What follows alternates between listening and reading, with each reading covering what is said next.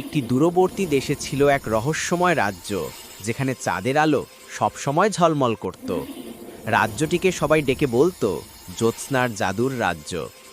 এই রাজ্যে রাত কখনো অন্ধকার হতো না, আর প্রতিটি ফুল, নদী, গাছ, ইভেন পাথরও চমকানো জ্যোৎস্নার আলো ছড়াতো।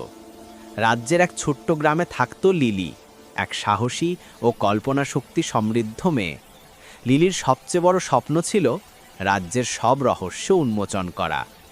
একদিন লিলি জ্যোৎস্নার আলোতে ঝলমাল করা একটি পুরনো মানচিত্র খুঁজে পায়। মানচিত্রে দেখানো হয়েছে এক গোপন ঝর্ণার ঠিকানা, যা সম্পূর্ণ জ্যোৎস্নার জাদুর উৎস। কিন্তু ঝর্ণার রক্ষক ছিল এক প্রাচীন রূপকথার ড্র্যাগন। লিলি তার সাহস আর বুদ্ধিমত্তা দিয়ে ড্র্যাগনের সাথে বন্ধুত্ব গড়ে তোলে।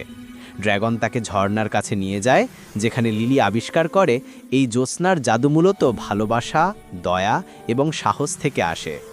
লিলি শিখে যত বেশি সে অন্যদের সাহায্য করবে এবং ভালো কাজ করবে, তার চারপাশের জ্যোৎস্না তত উজ্জ্বল হবে।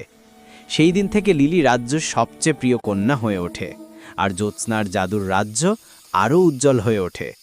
সত্যিকারের জাদু কখনো জাদুকরের জাদু নয়, এটি আসে ভালোবাসা, সহানুভূতি এবং সাহস থেকে।